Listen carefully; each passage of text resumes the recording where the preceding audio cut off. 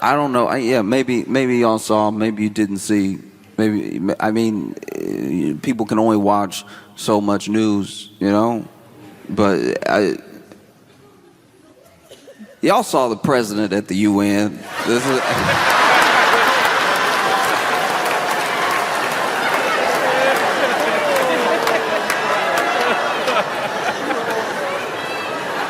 I didn't see everything as it was happening. I heard about some stuff later, right? So then I got a text message from my friend. They were like, "Oh, did you see what happened at the UN?" I'm like, "No, I didn't see what happened at the UN." And they explained to me that, you know, he was getting on escalator, and then the escalator stopped.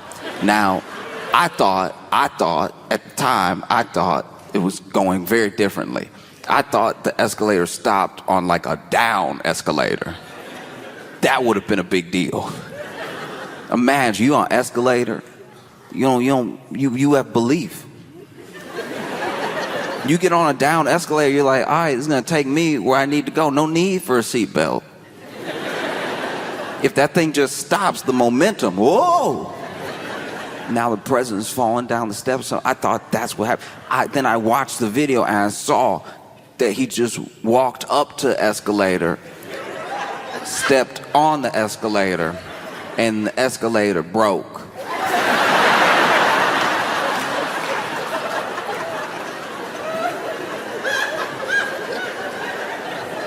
And you saw him stand at the bottom of the escalator like, what?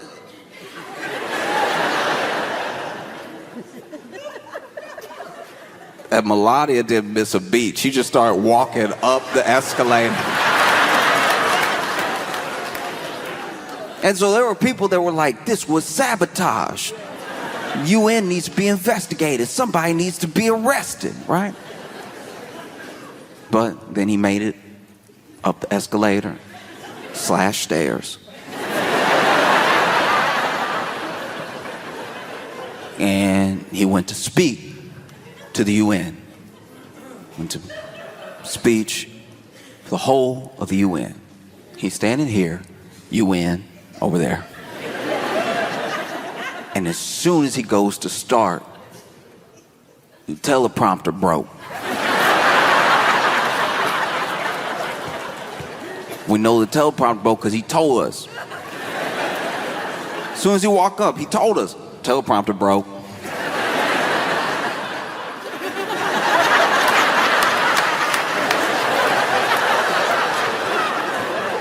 First the escalator, teleprompter broke.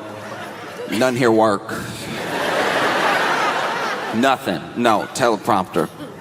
And it's like, look, if you're delivering a speech and it's been, you know, uploaded to a teleprompter, then teleprompter breaks, all right, like, that is something to be annoyed or caught off guard about. But I'm sitting there watching like, why do you care that the teleprompter, you're not gonna read it, like you're not. Every speech is off the dome. Every speech you can tell every speech he's over here freestyling every time. Why do you even have a speechwriter? You know the president's speechwriter right now gotta be the easiest job of the world. You just over here typing up chapters from Great Expectations, knowing he's not gonna read it. Knowing he's just gonna go, you know what I mean? He goes off of vibes. What do you care that the teleprompter's broke? You weren't gonna look at it. You might have read the first couple sentences and then been like, you know what? I'm gonna speak from the heart.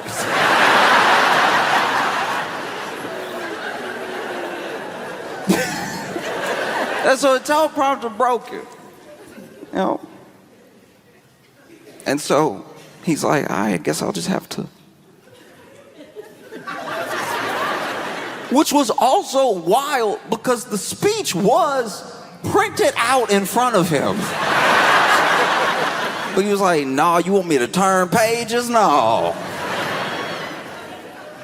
And then proceeds to, you know, give this address to the UN, and it depending on who you talk to,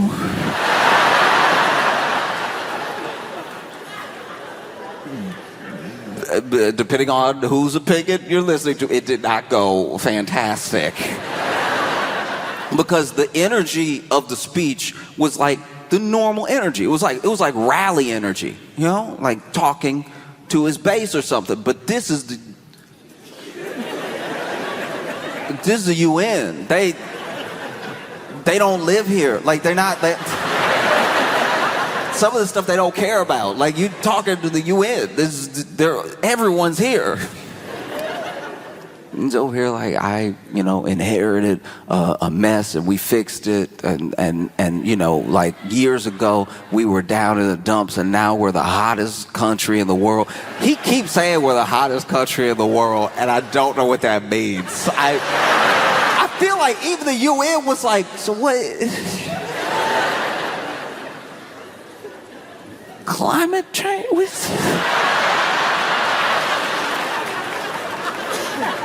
What does it mean the hottest? This is also wild because like you talking to other countries right now. Why are you dunking on them right now?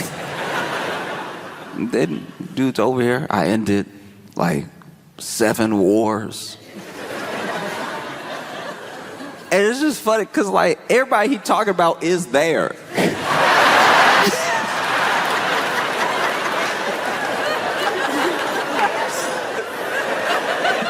So now some of these countries look at each other across the desk like,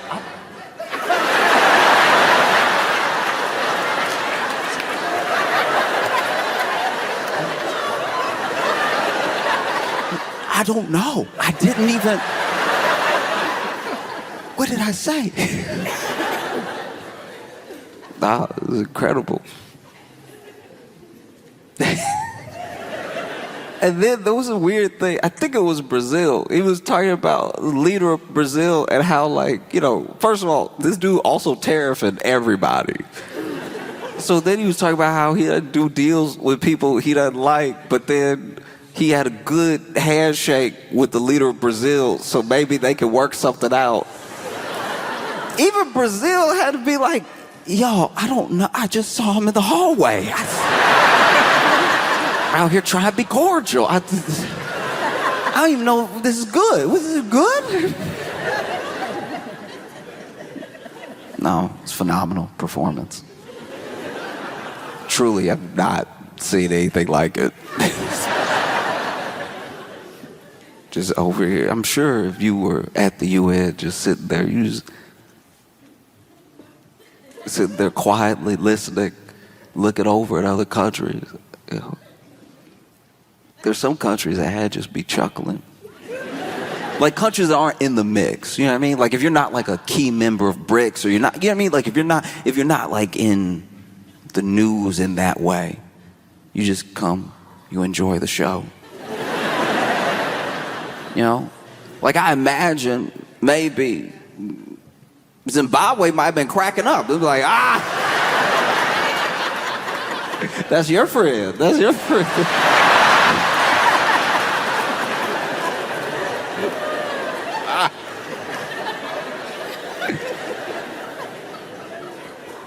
But that wasn't the only incredible performance. That wasn't the only press conference. Because they held a press conference because they found it. They found it. They nailed it down. They found the cause. That's what they said. No one gathered everybody together, got the press conference going on. Looked like it was in the Oval Office. Yeah. And they were going to talk about the causes that they had found, the root cause of autism. This is what they said. And so, they walk in and you had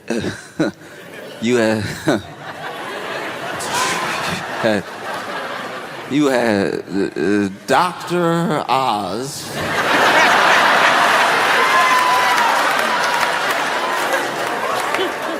Dr. Osmosis himself. Dr. Ozymandias. Like, Dr. Oz is standing there. And like, why? How did this happen? If we are just gonna start putting people from TV in real, like, government position, in real medical field, can we at least get somebody from like Grey's Anatomy or something? You know what I mean?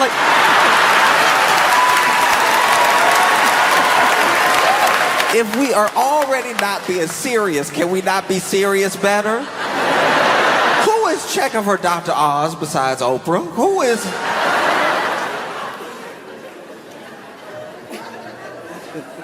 He's standing there, doesn't even really look that healthy himself.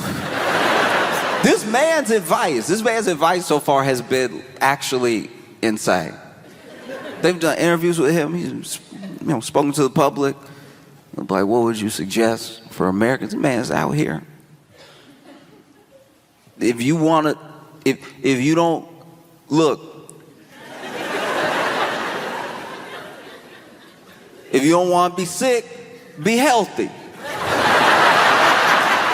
I wish I was joking. I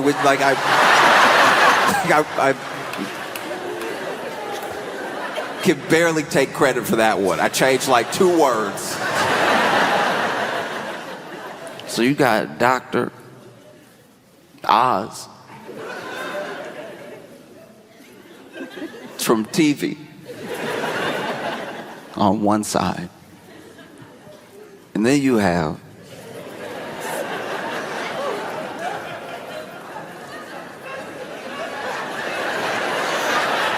y'all know who he is. And then you have RFK Jr. on the other side, looking odder than usual. If y'all saw it, you know what I'm talking about. RFK Jr. showed up. I don't know what's happening. Because it wasn't like a tan.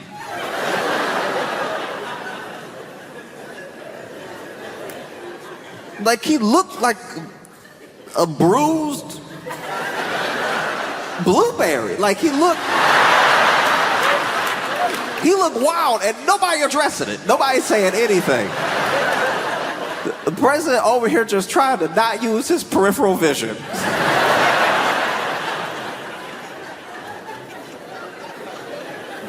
RFK Jr. is white. No, that is a white man. He's white.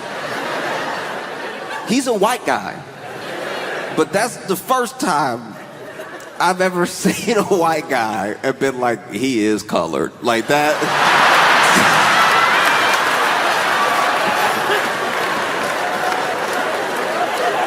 Yo, my man, what is happening? He just stand there like he's been holding his breath for 26 years.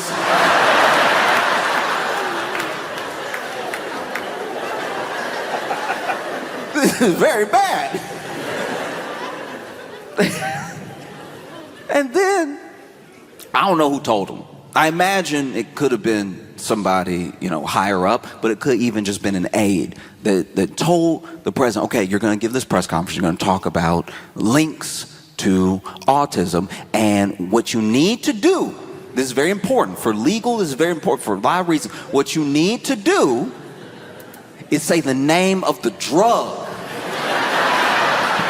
Then you can go on and say the brand name.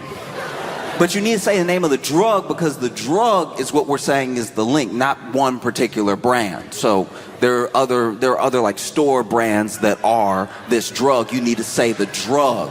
Say the drug. You have to say the drug. Okay?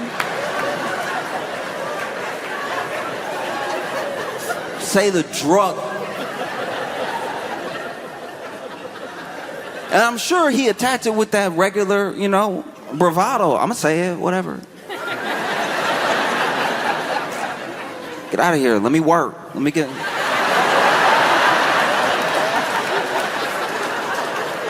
in the zone, all right? I got you in my ear. I got him over here being purple. Let me work.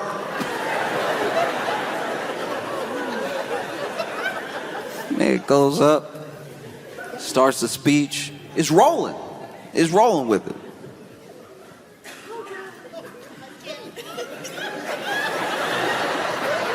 And then he hit a more than 8-letter word.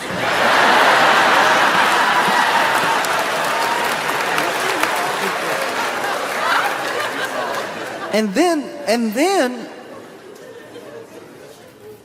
the commander-in-chief, leader of the free world, in real time, in front of us, the American public, technically the whole world, because the internet, our leader in front of the nation, at a press conference they called.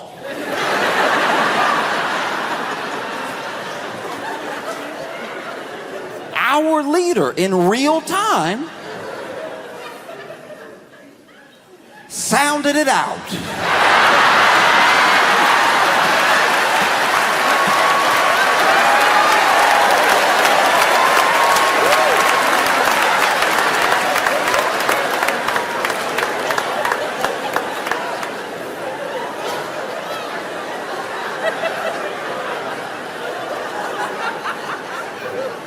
I try really hard.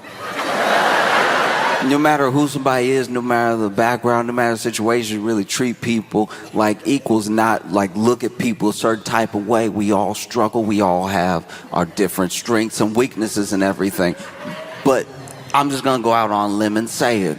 If you are 80 and you haven't attacked a word before, maybe it's just not a word you ever going to get. Like if you... It's late. It's late for him to be sounding out new words.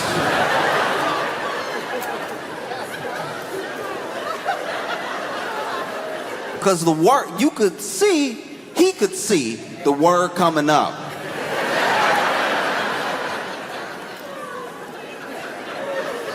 And sounded it out confidently too, just over here,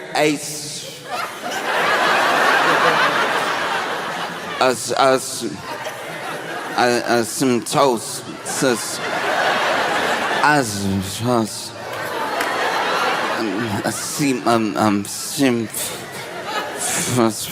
and it's not like it was in the mic. You couldn't hear it into the mic, but you could tell Dr. Oz was standing there trying to do hard ventriloquism. Just...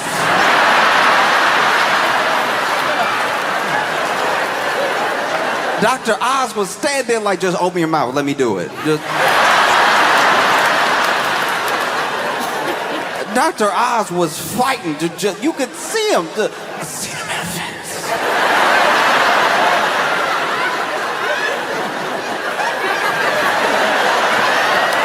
I see him in the face.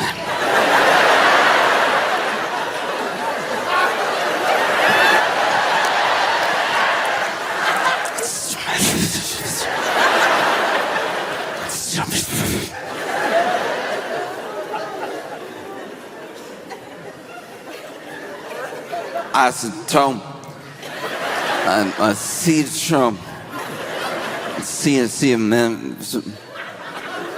I knew when he looked around, we were cooked. Like I knew it. When that man looked up from the paper, I was like, no, stay on it. Stay with it. You almost got it. I was, Tom. I see him. I see him in I see the manifest. I see the manifest. I see the minute Tylenol and like that.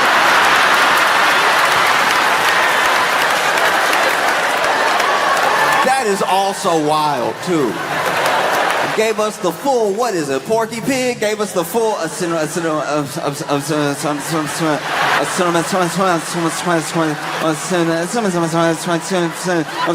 Tylenol. And he was hitting those teens that Tylenol extra hard. He was Get this payback with those T's. Tylenol, don't take that Tylenol. When y'all see Tylenol.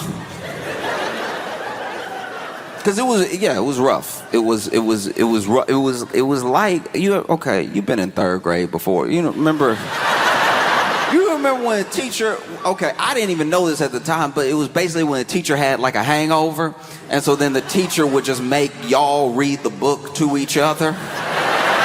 At the time, I really thought it was about learning, and now that I'm grown enough to have friends that are teachers, I'm like, no, you had a bender. That's what this is. Don't try to put this off on the students. You seeing double right now. And so it would be, your turn would be coming up, and you would do a thing. Somebody would be reading over here, and you start counting people and counting paragraphs. And then you read ahead a little bit so that when it's your time to read your paragraph, you're reading your paragraph all fast and everything. People can't even retain the information. Then, there'd always be that one kid.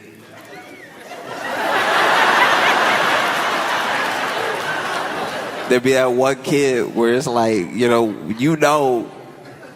when you get to his paragraph, that's going to last till the end of class. So you literally count your paragraph till you have to read, and then you count paragraphs, and you like, the bell going to ring here.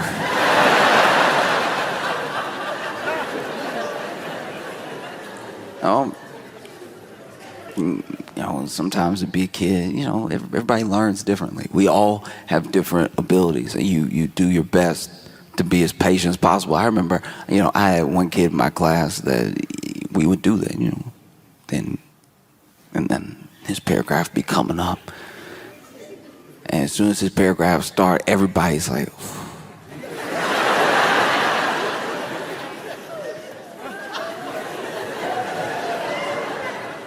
and then he would start, and he would be sounding it out, and then hit the word, and then sounding it out. Everybody learns at a different pace. Sounding it out, hit the word. Sound it out, hit the word. Sometimes he'd even go back, sound it out, hit the word, say the last 3 words together. He's learning. We're all learning. Everybody moves in their own time. But sometimes, I'll be honest with you, I was a kid too. I wasn't always patient. Sometimes he'd be sitting there and be like,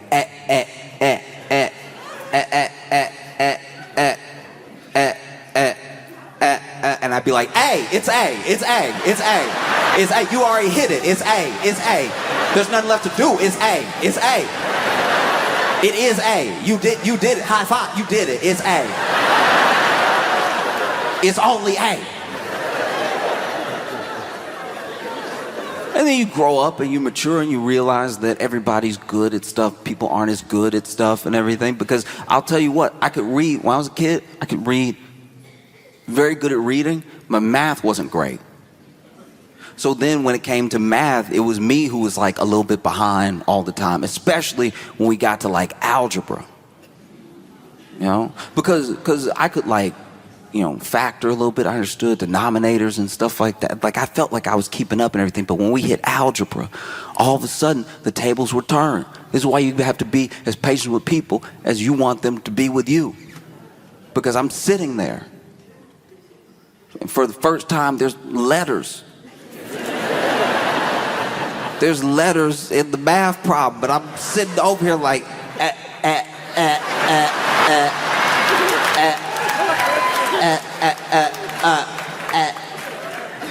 and then he was sitting there like, it's 4, it's 4, it's 4.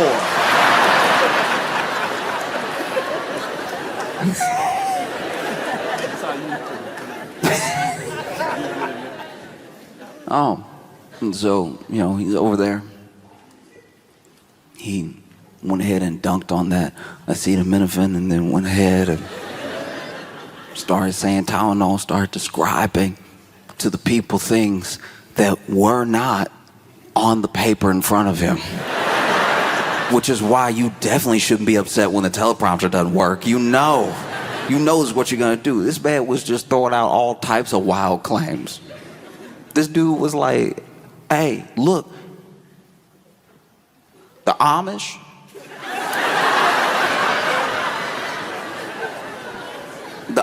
don't have any autism. And a couple times in this press conference, he would say something, then turn to somebody and be like, is that true?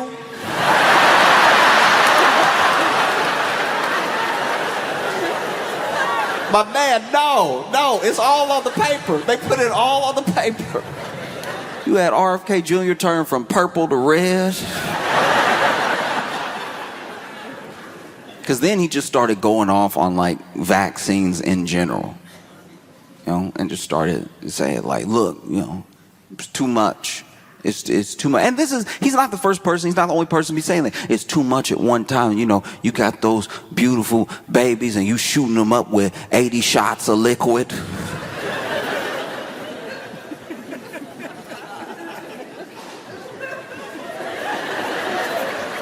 The thing that stuck out to me about the liquid thing is that you could tell he wanted to say juice.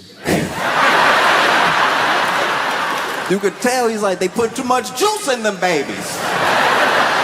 Nobody need all that vaccine juice.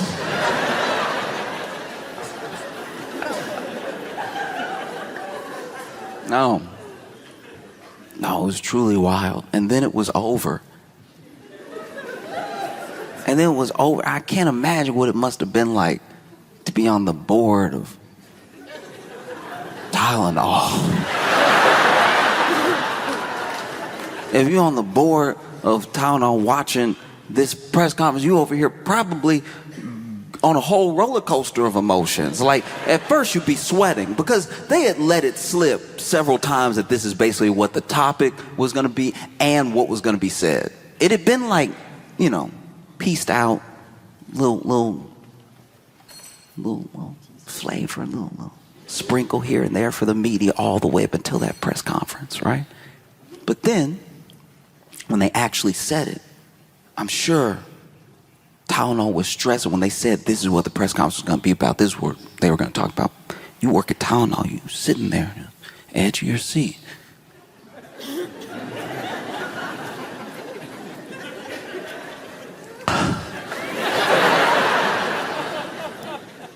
And then he goes to say the name of the drug, and you're probably like, this might not be that bad for us, honestly. Like,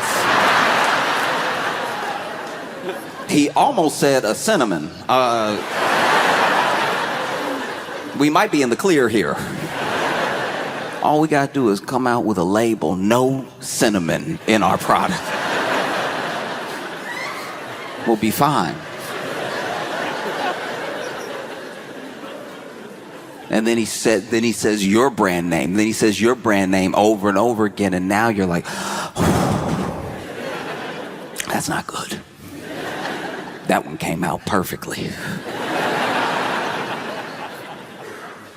And then he talks about the Amish, and you're like, I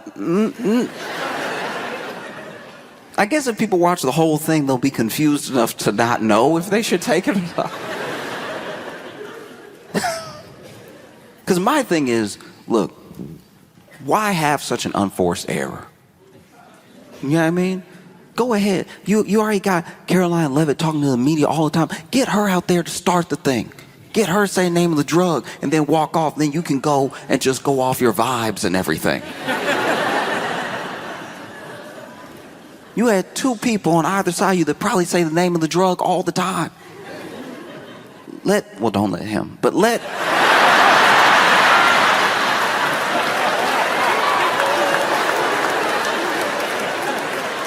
Dr. Oz say it. Let him earn his keep.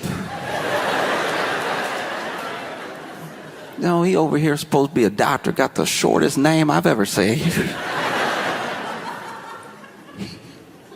Because I do my best to be up on the news, but I don't always want to talk about, politics and stuff. Sometimes there's stuff that happens that has nothing to do with anything political, and it just warms your heart to see it. You'll see a news story that captivates you, and it doesn't take you into like any sort of polarized position, Like I saw this South Carolina teacher that got arrested for using fart spray on the students as a punishment.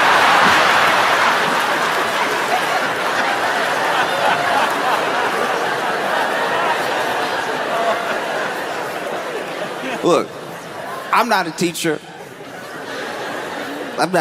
I come from like a family of teachers, people that work in education. And like kids have always and will always drive adults insane. It's like part of the bargain that we have. It's part of the truce, you know? It's like y'all won't do a Lord of the Flies. Y'all just be bad in school. And we'll pay the bills. And like, I can't imagine what it's like to teach, especially now. You have kids who genuinely, because of like lockdown and COVID and stuff like that, missed out on little pieces. You have adults now who missed out on like a full college experience. You also have little kids who missed out on having their friends over and, being able to socialize at a very specific point in their life. So everybody's been like knocked off their kilter a little bit by COVID and by lockdown, not being able to just be with each other. That's just, a fact. And because of how school was going in that time, you have people who are really behind because they didn't have that special attention. You had to do school on Zoom with a bunch of other students, and maybe a kid needed help and they couldn't get it immediately, not in the way you can get it when you're present, I can't imagine what it would be like right now to be in school, sitting there trying to do my algebra like zzz, zzz, zzz, zzz. And so then the kids come back to school and, some of them are excited to see their friends. Some of them are still trying to learn how to socialize. Some of them, maybe aren't as effective as others. But kids will be kids. Kids will be loud. They won't listen, all that stuff. And then what do you do if you're a teacher? You got teachers out here fighting for their lives just to try to teach you some English.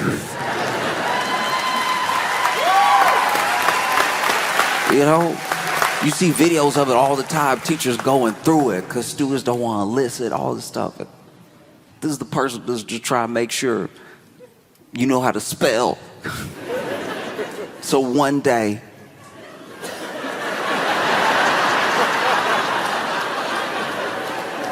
if you make it all the way to the White House and you have to address the nation, you won't be like, cinematosis. And so if you're a teacher, you know what I mean? What do you do? Like my teachers used to yell. Teachers yell. It happens. Hey, stop! And you can tell. There's a certain yell, especially when you got like a male teacher. There's a certain yell that you can tell you broke him because his voice cracked. You know what I mean? Like if he's like, hey, hey, y'all chill out, right? And he's had enough of it, and maybe you're the first period of the day. You know what I mean? Y'all being a little loud. Hey, listen up, right? Something happened at about 5th period and on, where if you really got him at his wits' end, he'd be like, hey!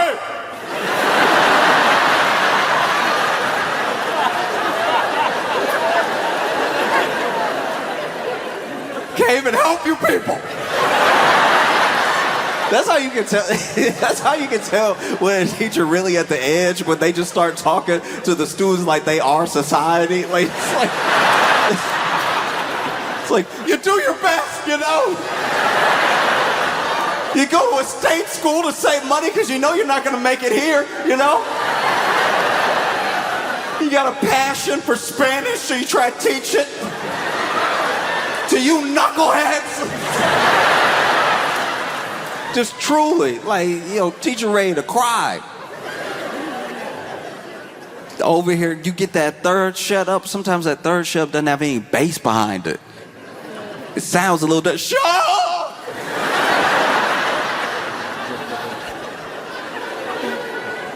Leaning against the board. I don't know what to do.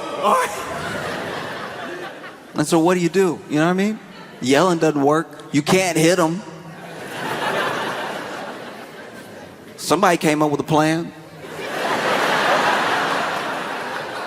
Somebody was like, all right, y'all don't respect me? Okay, y'all don't respect me? You will respect this.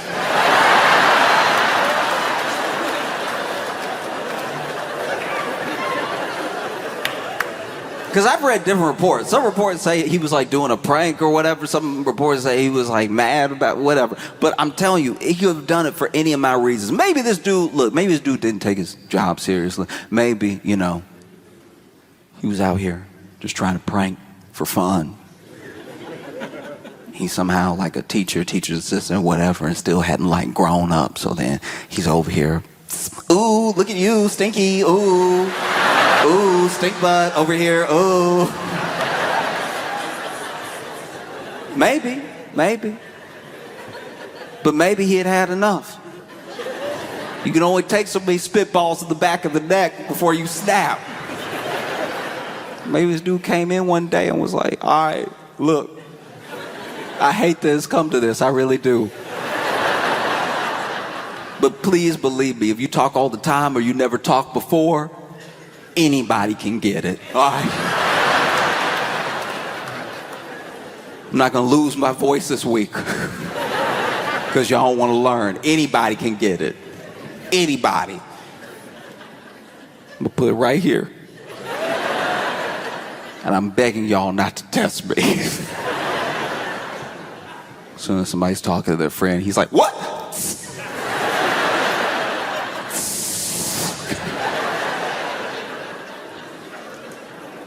He must have been brandishing it. He must have been wielding it because apparently, like, from what I read, like 100 parents complained or something.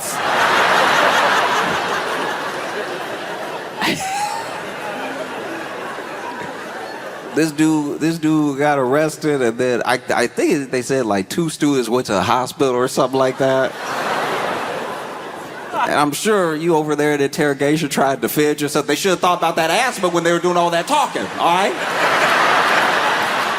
How do we know it was a spray? What if it was that talking that caused the asthma attack? Over here, mouth moving 100 miles a minute. I'm trying to teach something. Listening is easy to breathe.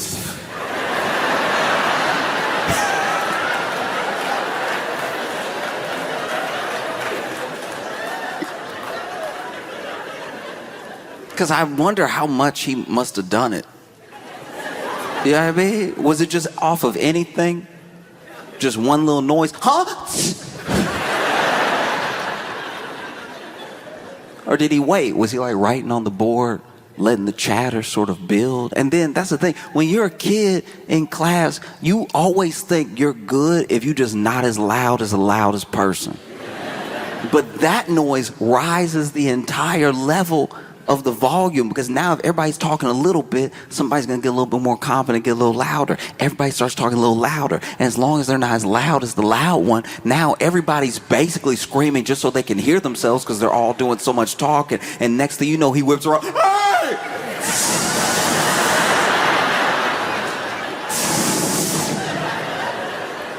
Y'all gonna learn today.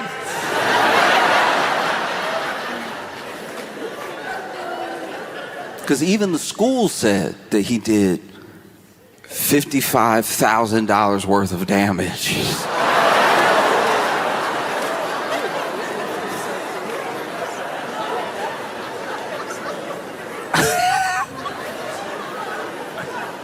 How?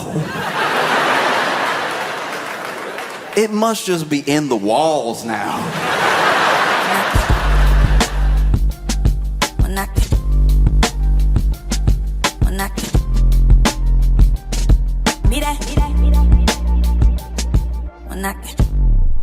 Who here lives here, by the way? Who here lives in New York?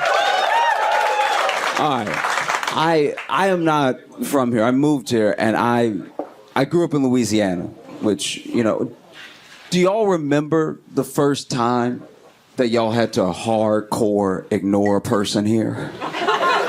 You know what I'm talking about? Where you're just like, I cannot engage with this individual. No good can come of it.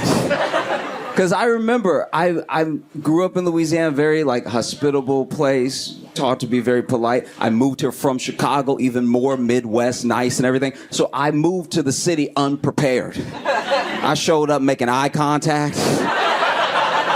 I was over here smiling in people's face like, hey, how's it going? Just every day.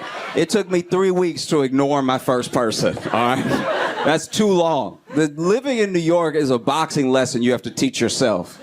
You know, just after a couple weeks, I was like, all right, tuck the chin, shoulders out, make a Philly shell.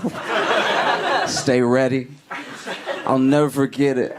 The first person that I ever had to ignore in New York, I was on the train, and this guy was asking me for change. And when he approached me, he had one ball out.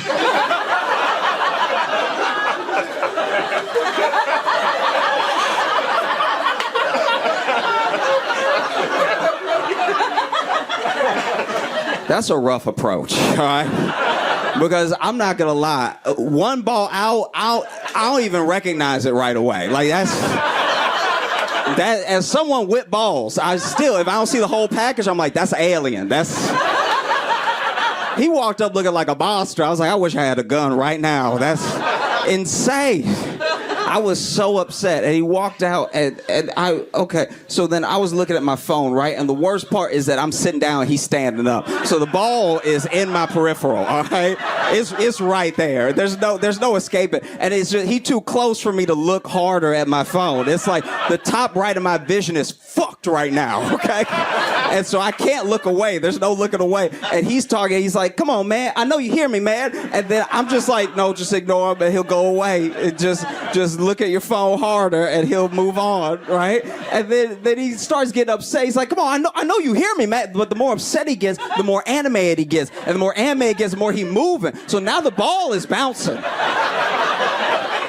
ball is bouncing up and down. This man is dribbling in my face.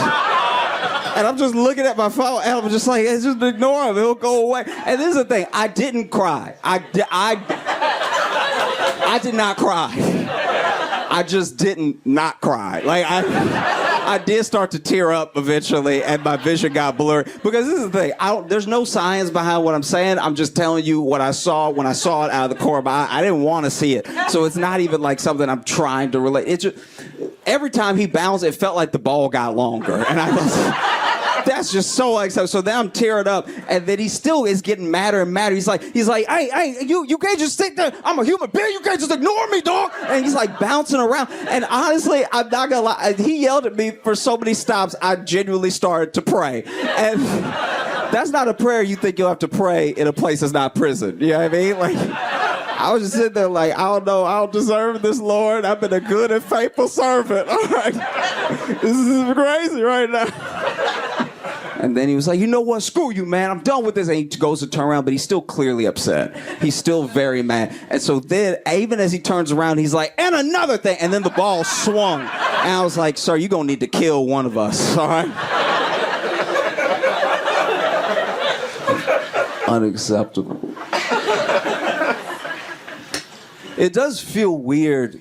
I don't know if y'all feel this way, but it feels like nothing is actually viral anymore. Like, there's not a shared experience as much on the internet anymore. Like, you'll see something that interests you, and it has 2 million views, and then you go to talk to people about it, and no one has seen it. Isn't that crazy? Like, your internet is tailored so much to you, so deeply, that it's just your whole experience, which is what, 2 million is a lot of views. That means either a lot of people watched it or some very passionate people watched it a lot of times.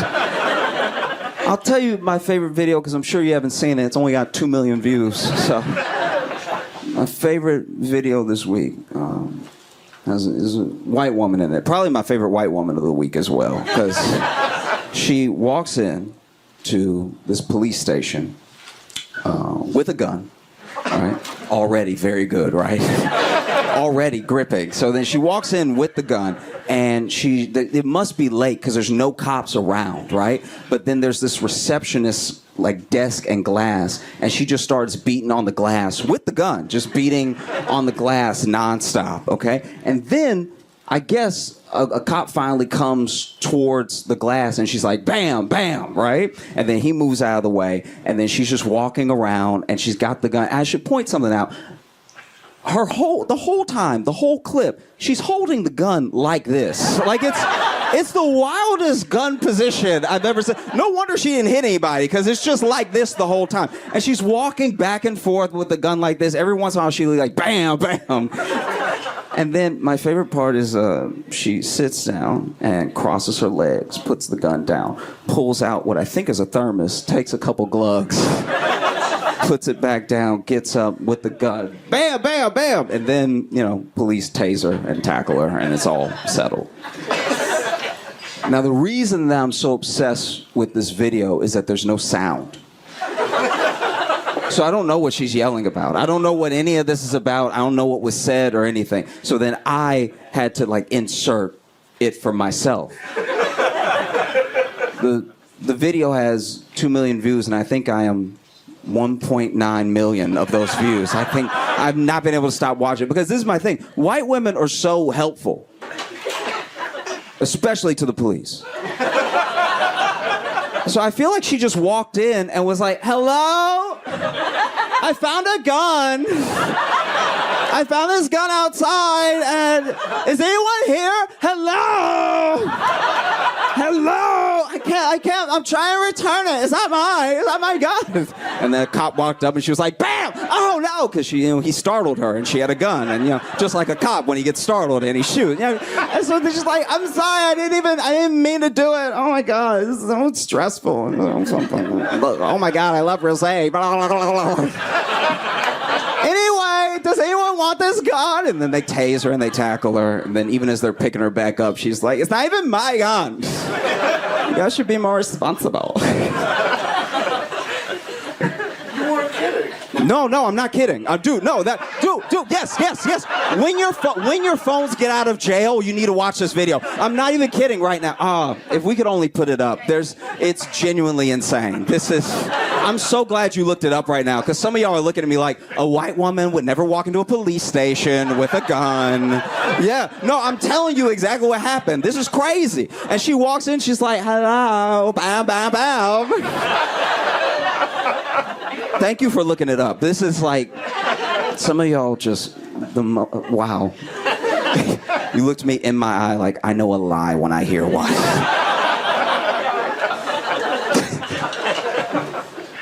I will, okay. You know what's actually crazy? I thought about this weekend. You know what I've never done at all in my life? I had to really think about it. Never once in my life have I Googled Jada Pinkett Smith. So why do I know so much? Why do any of us know so much? Isn't that crazy? I've never even Googled Jada and Will. I've never sought any of this information. I know so much about them, it feels like we're related. It's devastating. I don't know if y'all saw the most recent interview. She's given her 1,000th. And in it, she says that she says so many things. First of all, she said that she sold crack when she lived in Baltimore, which is believable. That's a very entry-level job in Baltimore. That part I was like, and? But then she also said her and Will have been separated for 7 years. Which, what? She also said that Tupac is her soulmate. It's like she's going out of her way to hurt Will's feelings now. This is really insane. Tupac is your soulmate. You've been married for decades. My soulmate's a guy from the 90s. And the more I think about it, and the more I listen to Jada talk, the more that I'm convinced that Tupac died to get away from her. I feel like...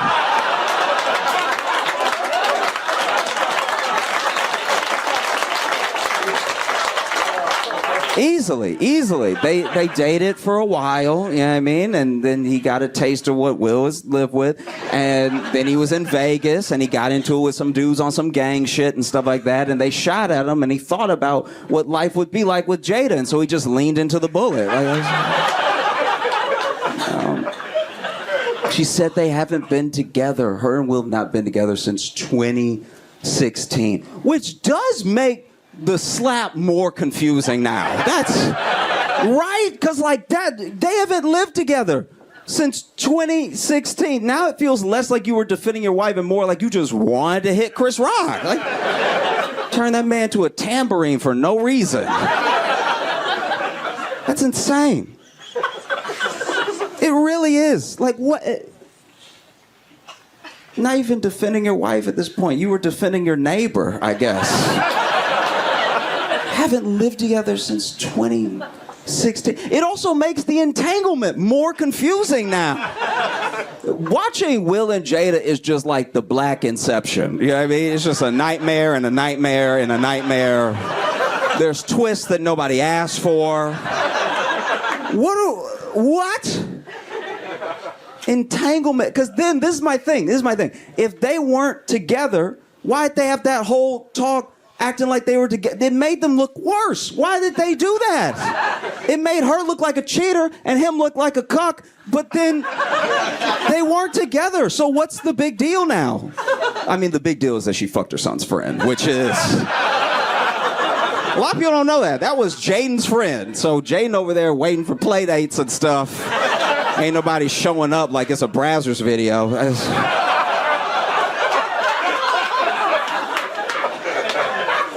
It's so chaotic.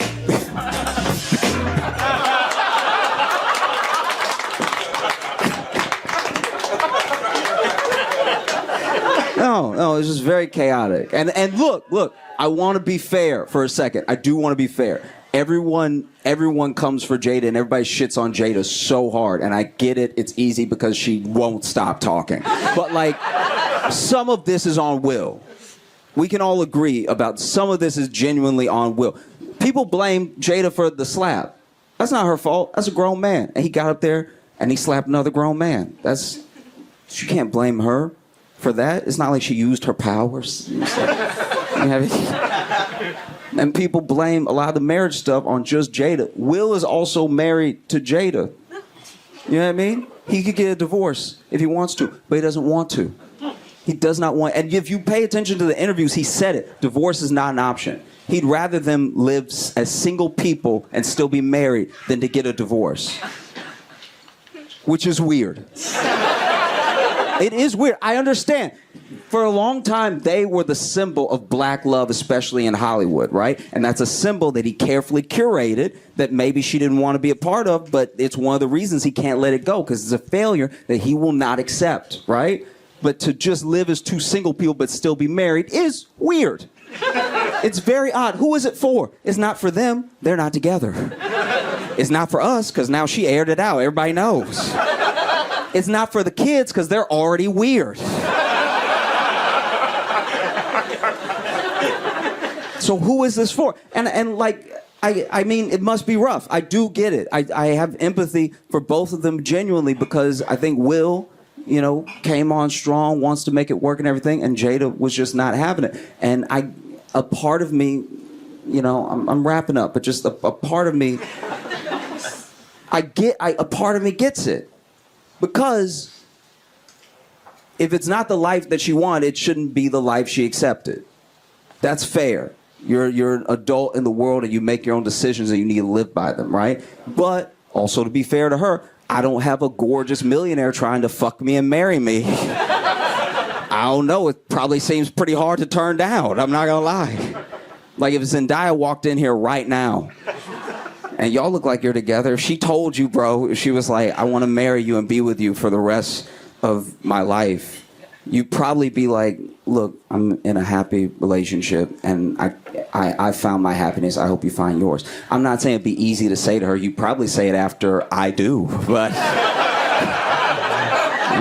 but y'all have been great. Thank you so much. I'm Josh Johnson.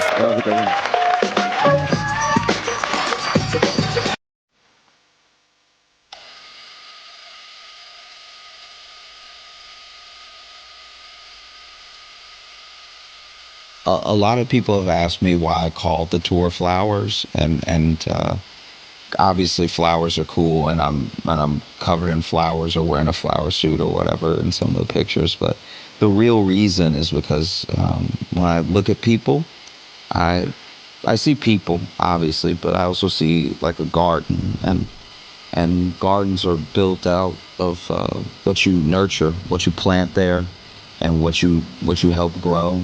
And it's the mission with flowers to build and bring as much community as possible, bring it to people who feel like they don't have it, and nurture it in the places that are already doing a great job. And so, whether it's me doing something, or it's the flower girls, or it's just like the staff as a whole, we're all striving to leave a mark on every place that we go, to make it feel a little bit more unified in any way that we can.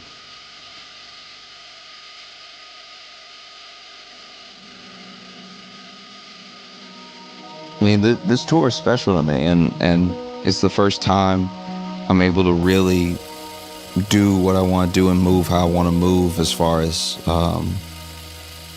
all the parts that go into it.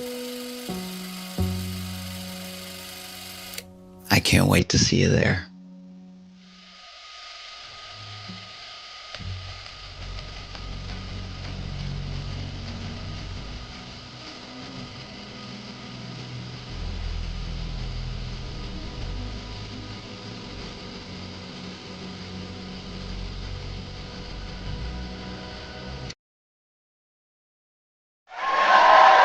You ready for your headliner? You seen him on the Daily Show all over YouTube. Put your hands together for Josh Johnson.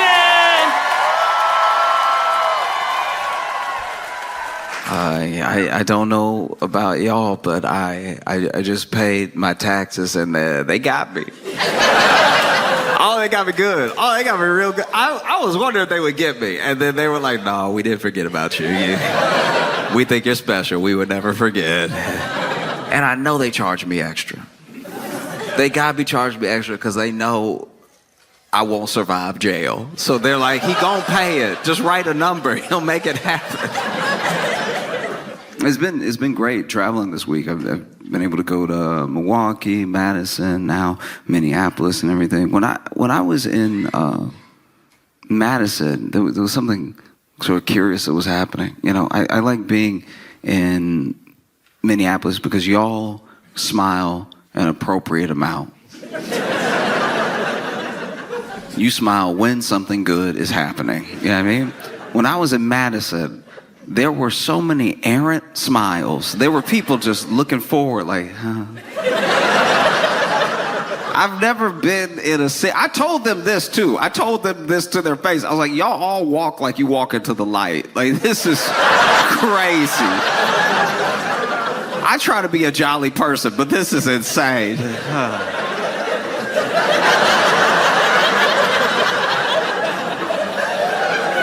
Nah, man, what? It was wild.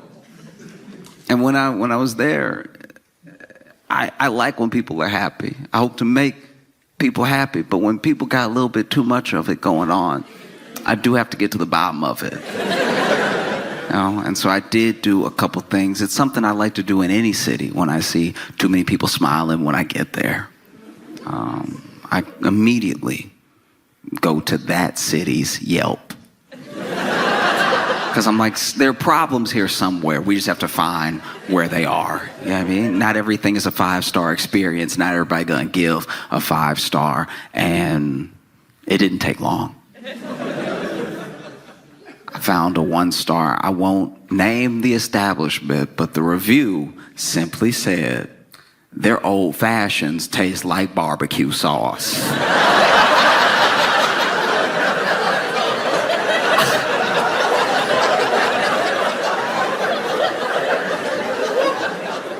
Let's be clear about something. You have to have such a fundamental understanding of how old fashions and barbecue sauce taste to take a sip of alcohol and go, nah, that's Sweet Baby Ray's. I know Sweet Baby Ray's. when I taste it.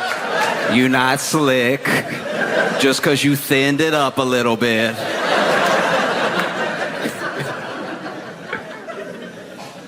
Oh, it's tough too, because when you're dealing with some of this happiness in different places, you wonder, did y'all get taxed? Do you know what I mean? They must have skipped over y'all if y'all so happy all the time. And I think sometimes taxes feel extra difficult because when you pay them, you feel like you're paying them for everything that happens next, not to pay for the life you were living up until that point. Does that make sense? It's like when you pay rent. You're paying rent to keep living there.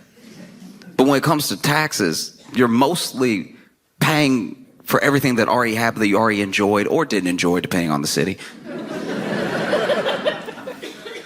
And I think that if you got something back with your taxes, let's say you pay your taxes, they give you that tax return and everything. You can read all the numbers, why they say you owe what you owe or why you got back what you got back. And then they list next to that what they paid for with it. That might make people feel a little better, you know, because we don't know where our tax dollars go exactly. So then something happens and you feel like you're paying for that and you're like, this isn't what I paid for. And somebody should tell you, oh no, this isn't on you. That's not, that wasn't your money. You know what I mean? Like paying taxes as part of a country feels like when the bill comes and you got to split it, but you only got wings.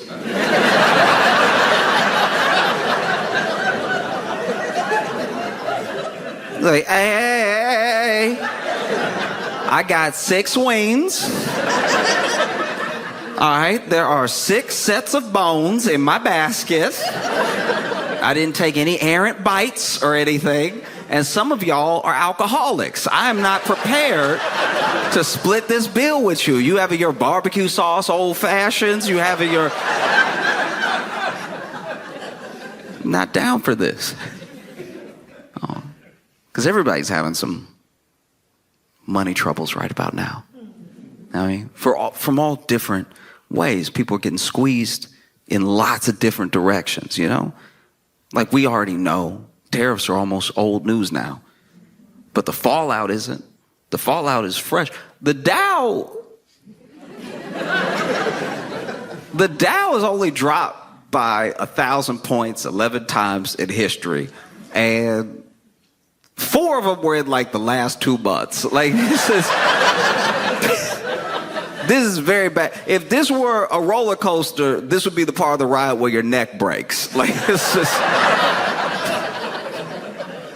Engineers don't build this way. This is not safe.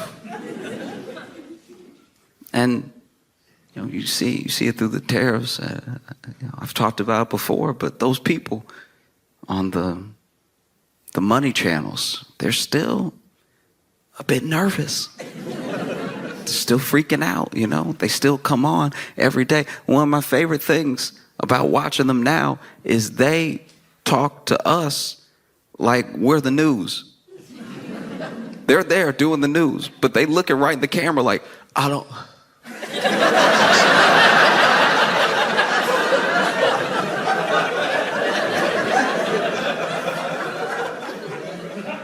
What y'all think?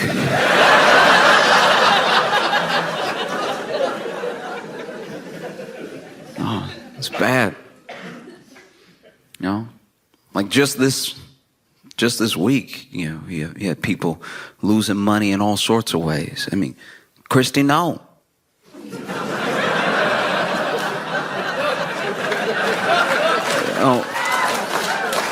Christy Nome was at a restaurant, got her bag stolen, right?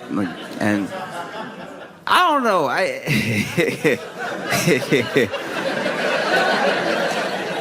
It is wild. Okay, because then you have to... Okay, I'm trying to figure out how to put this. Okay, so then when you report your bag as stolen, right, and you got to list the contents of your bag, you know, her bag had her driver's license in it, had her passport in it. She had $3,000 in cash in her bag. $3,000! $3,000 in American dollars, $3,000 in cash. What you doing, Christy? That's $3,000. North American, South of Canada dollars. She had $3,000. That would make sense if this was like the 90s. You know, it's the 90s. You got it like that. You got 3,000 on you. You know, okay, you might see a food truck, want to treat the town.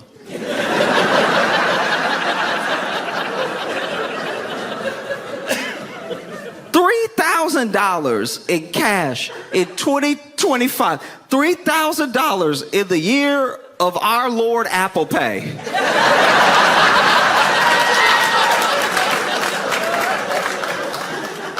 If I had been the cop that she reported to, that the business, and she told me, listen in the back, oh, my DHS badge, my passport, my driver's license, so much stuff was in there. I had a couple of Jolly Ranchers, and oh yeah, $3,000 in cash. I'd be like, oh,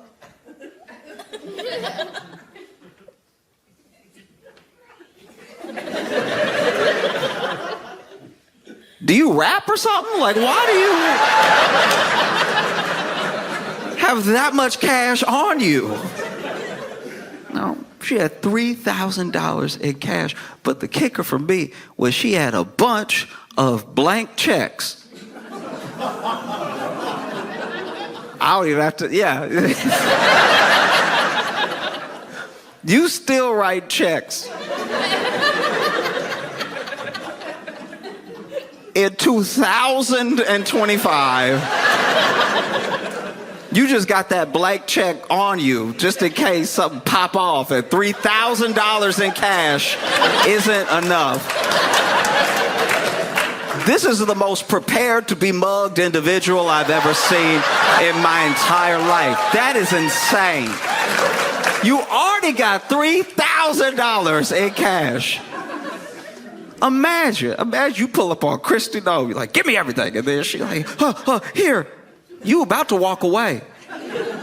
And then for whatever reason, you don't know why, you just feel led for one moment. You look over your shoulder back at her. And she got a pen.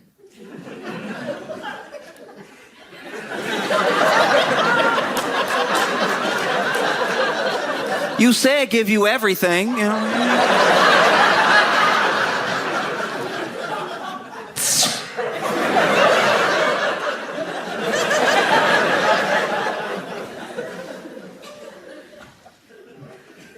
A bunch of blank checks. I don't even know if the thief would know what to do.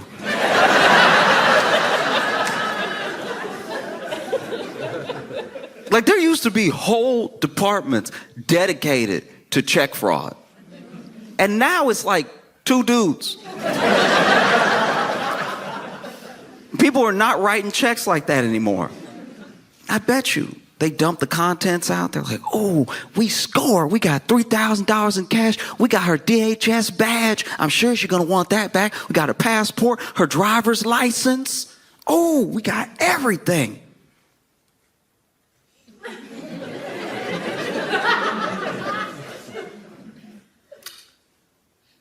Why she got a bunch of little papers with her name on it?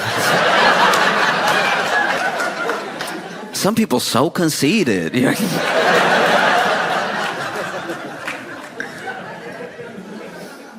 No, because I had an incident happen to me when I was in college, where I left for the break, and when I got back, the RA, resident assistant, comes up to me as soon as I get back on campus, and she's like, hey, I'm going to walk with you to your room. Now, you could get in trouble at the school I was in. It was a dry campus. You could get in trouble for like having alcohol in your room, or like if they found anything. Sometimes if there was even a whisper of something in your room, they'd at least want to check it out. And so I didn't know if maybe somebody had said something. I lived in my own room. I had my own like dorm room by myself. And so I was like, I know nothing should be in there that I don't know about, unless maybe I left it unlocked. Somebody put something in there. I don't know. So I'm kind of freaking out on the walk to get to my room. And then I go ahead, I open the door. And before I open the door, she's like, okay, don't freak out. And I was like, that's not how you start. It's the least helpful way. She's like, don't freak out. While people were gone on campus, there were a series of break-ins, and your room was one of the ones that was broken into. Right? Now, this isn't like me being like poor me, but everything I had is everything I had. Right? So I like the stuff that I left there, I have one of everything. Right? And same for the stuff at home. And so I'm opening the door thinking like, oh my gosh. Like, I don't have money to replace things that might be missing or broken, you know. So I open the door, and my room is trashed. It's like fully ransacked and everything. And then she's like, you just make a list, okay? Make a list of everything that's missing, and we'll figure out if like the like Department of Public Safety on campus and the school at large can like help you recover some of it, or you know, maybe, who knows, maybe the school can like come up with the funds to help you get the stuff that was missing. And so I look around, and I'm moving clothes out of the way and all this stuff. I opened my closet. They were in my closet too and everything. And it takes a little while, but quietly I realized to myself that they didn't take anything. This.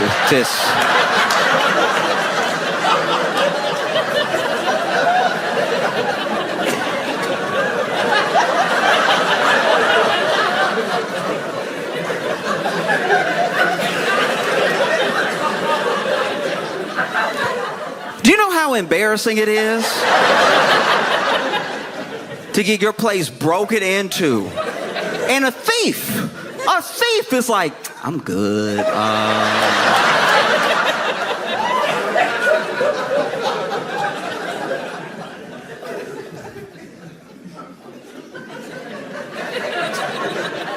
What do you do?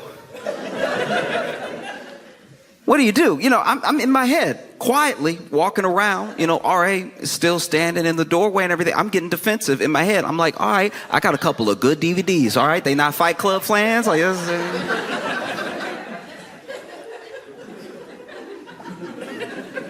no, I got a PS1. I know the PS3 is out, but I had a 1. They could pawn that. You know, they don't even have imagination. So finally the RA is like, so, anything? And I was like,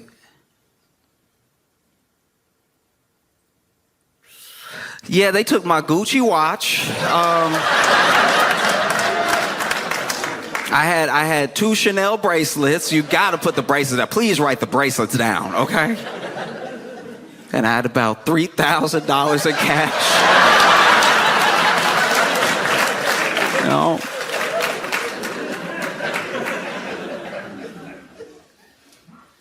It's difficult when people are feeling like they're squeezed so much financially. Like there are things that you have to pay.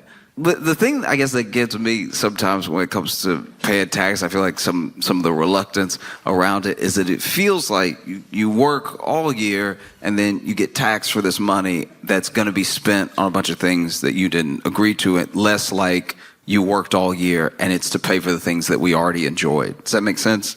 Like the framing of it, I think, is why people have such a problem. You know, like if you just sent back the tax return and then listed the stuff. Yeah, I mean, we might be like, oh, I didn't know that I kept the bridge open. That's good. That's pretty good. I use that bridge every day. I'm glad it's not in shambles. That's fantastic news. You have to pay your taxes not just because the government is telling you to. It's not the government being some big bad meanie or something. It's you live here. And you use the road, so maybe chip in so that it doesn't fall all the way apart, you know? And like that's not to say, really quick, that's not to say that I just, pay my taxes blindly and love it and never question where it's going, because it is your money as well, so you deserve to have some say in where it goes. That's why we elect people to Congress. It's why we pick the officials that we pick, even on a local level, because we're like, you work for me. You are my employee, and here are the things that I want to see. These are things that I don't want to see. It feels like in this moment we're in a real predicament of, I guess the best way I can describe it is I used to work at a store, and when I worked there, they promoted this one guy that was like, one of us, one of the cashiers. They promoted him, and they really shouldn't have done it. They clearly weren't paying attention. Like I was barely a good employee, and he was worse than me by far. And they promoted him. I was like, that blows my mind. And I wasn't jealous. It wasn't like I wanted a promotion. I felt like my duties to my level of commitment were right on par. Like I was like, let me stack the grapes, let me stock the shelves. Don't ask me to do more, and I promise not to do less, okay? But he was actively bad, and they promoted him. And a good example was he wanted to go to business school, and one of the assistant managers said, "Oh, I used to, go to business school. Like I graduated from business school. I tell you what, I will give you all my old business school books. I don't know how much of it will transfer, how much it will actually help you, but it can get you started before you actually start school. You might be able to learn some of the basic concepts. It'll help you, right?" And that was a very nice thing to do. He didn't need to do that. I respected that very, very much. He saw somebody with a dream. He wanted to help them along, And so he gave him these books. And I'm not even kidding. The next day, this dude comes to work and accidentally knocks over about a pallet's worth of wine because he was walking while reading the book. The book, I'm not even kidding, was called How to Understand Business. And this is who you promoted. We're in the business of selling groceries. We buy groceries from places, we hold them until people want to buy them from us, and then we sell them to them. We're in the business of buying and selling groceries. He will stand in direct conflict with our ability to buy and sell groceries. And you've promoted him. We're in a similar predicament now.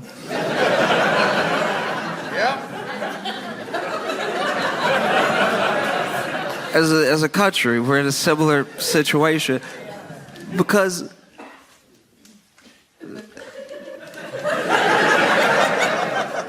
Pete Hegseth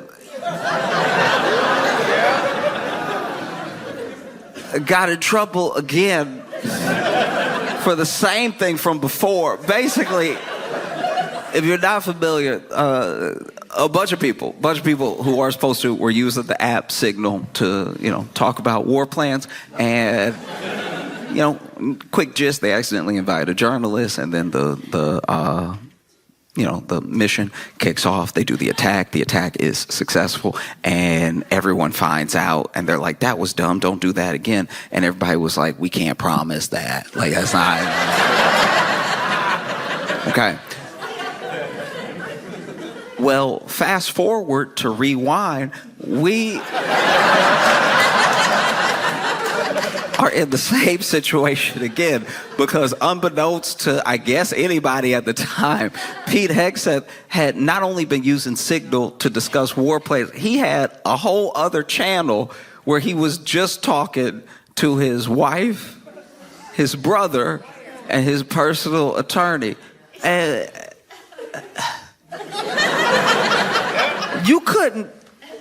This is what genuinely bothers me. Like this is what actually upsets me about the whole thing. Some people are upset. They're like, I can't believe they were discussing such sensitive information that should have been, they can say it's not top secret. They can say it's not classified, but it's at least something that we should hold tight until the mission happens. And he's just discussing it plainly on this app that could be hacked. And it's like those things, discussing it with people who shouldn't know isn't actually my problem. Maybe this is my own hot take, but I feel like that sort of thing happens all the time. I think anyone who's like married to someone in government, anyone who's married to someone high up in any business knows some things that they're not supposed to know.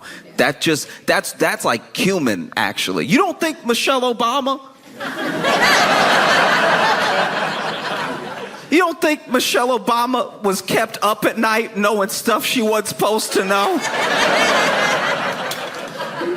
Do you hear me? You think Michelle Obama was in the White House like, Barack, what's wrong?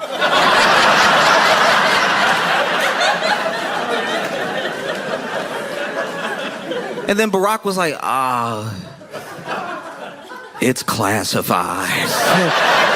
No. I don't think that happened. I'm sure Michelle was in the White House minding her own business. Eating a veggie plate. Barack halfway kicks open the door. I've had it up to here with them. Okay? They want to kill everybody. They want to blow the world up. Now you sitting there, you Michelle, you like, oh,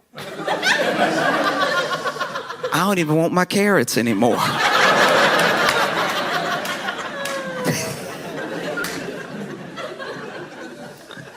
Oh, no. The thing that bothers me is that Pete just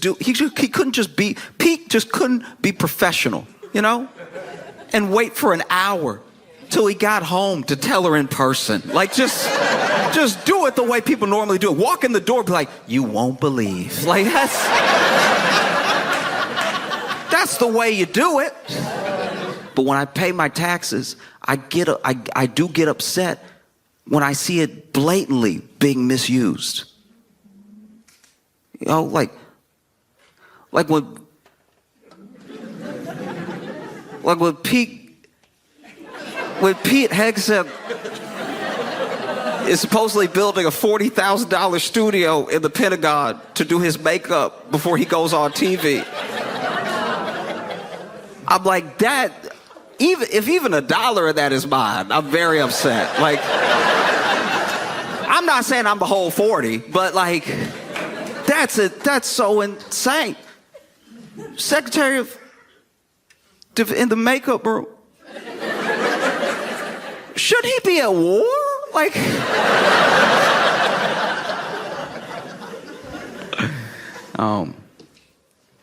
every once in a while, you come into contact with somebody that from you know in a personal way, and eventually, maybe this has happened to some of you, you turn on local news and you see them and you're like, I knew it was gonna be something. You know what I mean? Maybe it's the 8 o'clock, the 10 o'clock news, but they did something. You see that mug shot and everything. When I was in Chicago, I worked with this dude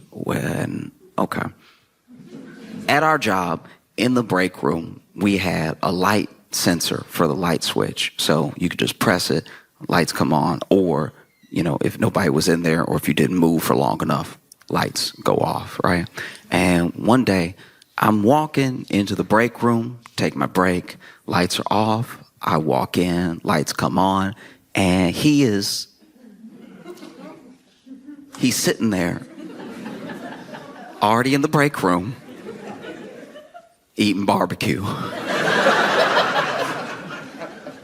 And let me go out on a limb right now and say that if you eat barbecue in the dark, You are a murderer, okay? You're already guilty in my mind. If you are that comfortable with bones in the dark,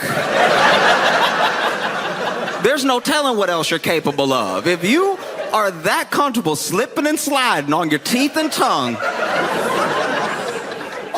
barbecue is messy enough in the light. You should have seen his face when the lights came on.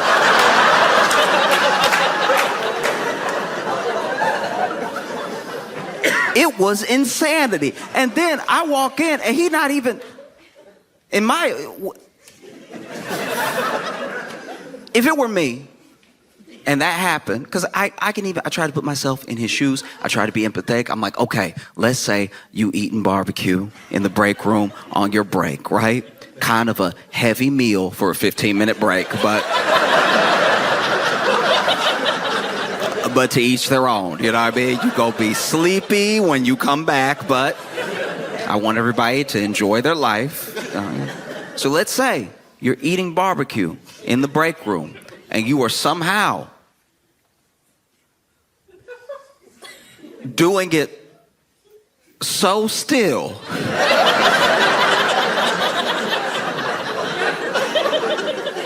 I'm not saying he should be hitting the rib like corn on the cob. You know what I mean? I'm not like I'm not saying he should be digging into it with his face. Like,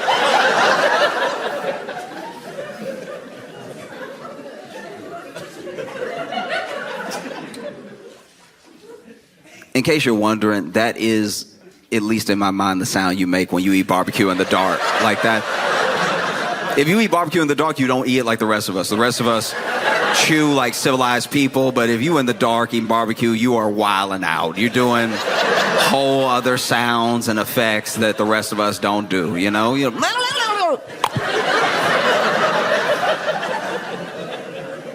I'm not saying that you need to be doing a bunch of extra movements when you eat your barbecue. I'm just saying if you're doing it so still, you know, munch, munch, munch. Munch, munch, munch. Munch, munch, munch, munch. Munch, munch, yum. Munch, munch, munch, munch. If you're doing it so subtle that a light sensor, that technology was like, ain't nobody in the room. And then they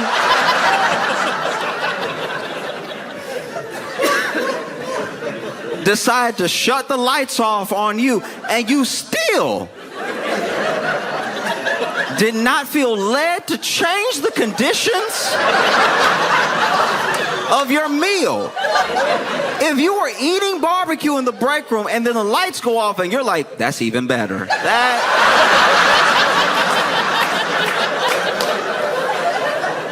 That tells me you're not right in the head. Something is going on with your mind or your spirit. Something is evil in you.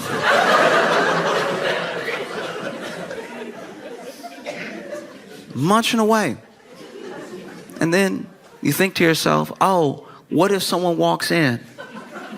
What if someone walks in and feels like, this is awkward, this is weird. I would hate for them to judge me and my entire personality based off of one instance, you know? Maybe I should get up and paw my way, if the lights don't come on, to the light switch and press it so the lights come on and the room is once again filled with God's holy light.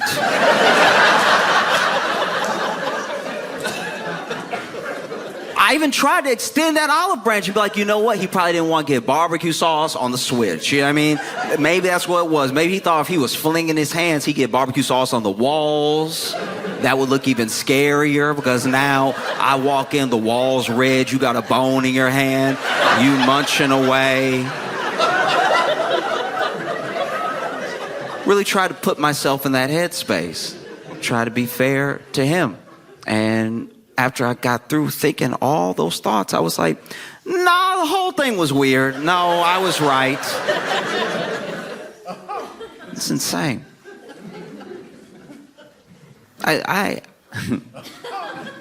Okay. Side note. I left that job, right? And